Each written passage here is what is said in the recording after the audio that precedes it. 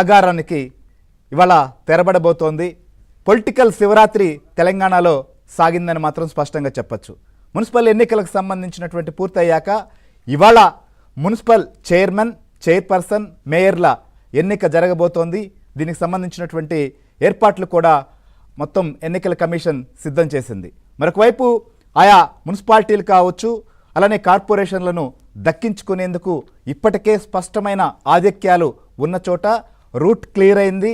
So ఆయా పార్టీల అధిష్టానాలు కొంతమంది నేరుగా ప్రకటించారు, కొంతమంది సీల్డ్ కవర్లో ఎవరు చైర్మన్ లేకపోతే ఎవరు చైర్పర్సన్, మేయర్లు అనే దానిపైన ఇప్పటికే స్పష్టత ఇచ్చారు. కొంతమంది విషయంలో మాత్రం అంటే కొన్ని చోట్ల ఇంకా ఏకాభిప్రాయం కుదరని చోట సో సీల్డ్ కవర్లో పేర్లను కూడా ప్రతిపాదించినటువంటి పరిస్థితి మనకు స్పష్టంగా కనిపిస్తోంది.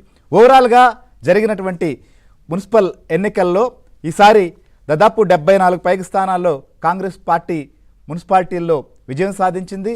అలానే 4 కార్పొరేషన్లలో కూడా ఆ పార్టీ మేయర్లుగా ఎన్నిక కాబోతోంది. మిగిలినటువంటి 3 చోట్ల కూడా సో ముఖ్యంగా కరీంనగర్ కావచ్చు, నిజామాబాద్ ఇక్కడ హంగ్ ఏర్పడింది. కొత్తగూడెంలో కూడా హంగ్ వచ్చినటువంటి పరిస్థితి. అయితే కొత్తగూడెంలో కాంగ్రెస్ పార్టీ, సిపిఐ ఒక తాటిపైకి రావడంతో అక్కడ ఒక స్పష్టత ఉంది. ఇక నిజామాబాద్ విషయంలో కూడా కాంగ్రెస్ పార్టీ, ఎంఐఎం సో కలిసి ఈసారి మేయర్, డిప్యూటీ మేయర్లను పంచుకోవాలని చెప్పి నిర్ణయానికి వచ్చింది. ఇక కరీంనగర్లో ఏం జరగబోతోంది అనేది మాత్రం చాలా ఆసక్తికరంగా మారింది. ఇదే కాదు, ఈసారి గతంలో ఎప్పుడూ లేని విధంగా రాష్ట్ర వ్యాప్తంగా చూస్తే దాదాపు 30 చోట్లకు పైగా అటు అంటే మున్సిపాలిటీలు కావచ్చు, కార్పొరేషన్లు కావచ్చు, ఎవరికీ కూడా ఒక స్పష్టత రాలేదు.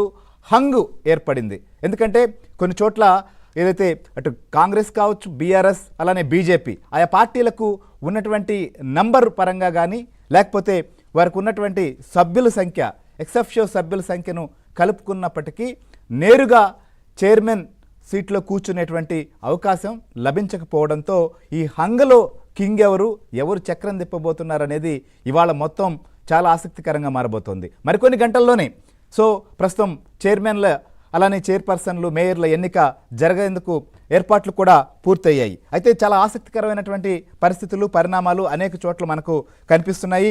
ముఖ్యంగా కరీంనగర్లో మొత్తం 66 స్థానాలు ఉంటే ఇక్కడ బీజేపీకి 30 లభించాయి. అట్లనే కాంగ్రెస్ పార్టీకి 14, బీఆర్ఎస్కు 9, ఎంఐఎంకు 3, ఫార్వర్డ్ బ్లాక్ 2, ఇండిపెండెంట్లు కూడా గెలిచారు. సో ఇక్కడ కొంతమంది భారతీయ జనతా పార్టీలో చేరినట్లుగా వారు ప్రకటించారు, నేరుగా మాకు అవకాశం ఉందని. కానీ కాంగ్రెస్ పార్టీ కావచ్చు, వీరు కూడా అక్కడ మంత్రులు అందరూ రంగంలో దిగిన నేపథ్యంలో ఎలాగైనా సరే మేయర్ అలానే డిప్యూటీ మేయర్ స్థానాలను కైవసం చేసుకునేందుకు వారు కూడా ప్రయత్నాలు చేస్తున్నారు. దీంతో ఇక్కడ ఎలాంటి పరిస్థితి ఉండబోతోంది అనేది మాత్రం చాలా ఆసక్తికరంగా మారుతోంది. ఇదే కాదు, ఈ ఎన్నికల సంబంధించినటువంటి ఫలితాలు వెల్లడైన తర్వాత ఇటు చైర్మన్ కుర్చీలో కానీ లేదా మేయర్లుగా అయ్యేందుకు గతంలో అంటే ఎన్నికల సమయంలో ప్రత్యర్థులుగా పోటీలోకి దిగినటువంటి పార్టీలు, వ్యక్తులు ఇప్పుడు చైర్మన్ అలానే వైస్ చైర్మన్ పదవులను పంచుకునేందుకు ఒకే తాటిపైకి వస్తున్నటువంటి పరిస్థితి కనిపిస్తోంది. అంటే ఒక ఎలాంటి కాంబినేషన్ అంటే అసలు ఈ పార్టీలు కలుస్తాయా లేదా అనేటువంటి పరిస్థితి. ఒక ఆమన్గల్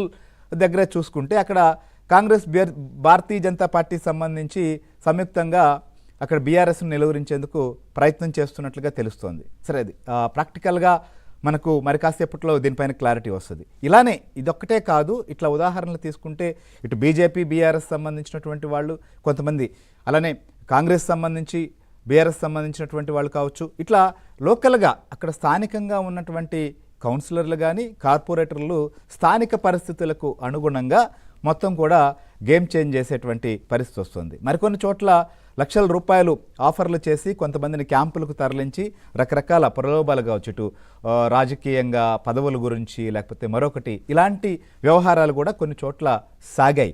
అవన్నిటి నేపథ్యంలో ఇప్పుడు క్యాంపులకు వెళ్ళినటువంటి కౌన్సిలర్లు కానీ అలానే కార్పొరేటర్లు కూడా ఆయా ప్రాంతాలకు రావడం మొదలవుతోంది.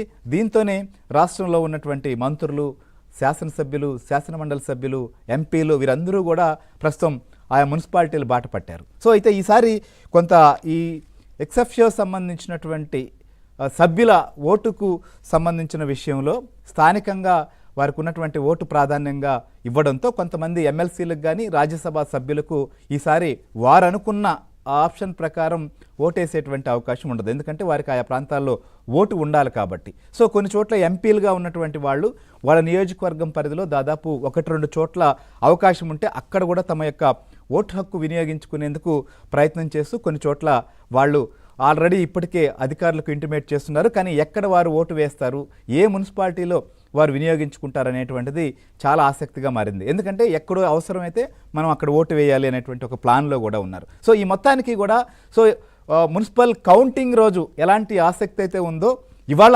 చైర్మన్లు, వైస్ చైర్మన్లు, అలానే చైర్పర్సన్లు, మేయర్ల ఎన్నిక సంబంధించి కూడా తెలంగాణలో రాజకీయ కోలాహలం జరిగింది. మొత్తం చాలామంది నేతలు రాత్రి శివరాత్రి రోజున రాజకీయ జాగారం చేశారు. అలా జాగారం చేసినటువంటి నాయకులకు వారు అనుకున్నటువంటి పదవులు దక్కుతాయా లేదా, ఏం జరగబోతోంది అనేది మాత్రం చాలా ఇంట్రెస్టింగ్గా మారింది. సో దీనికి సంబంధించినటువంటి మనం డిబేట్ కూడా కంటిన్యూ చేసే ముందు ఒక చిన్న బ్రేక్ తీసుకుందాం.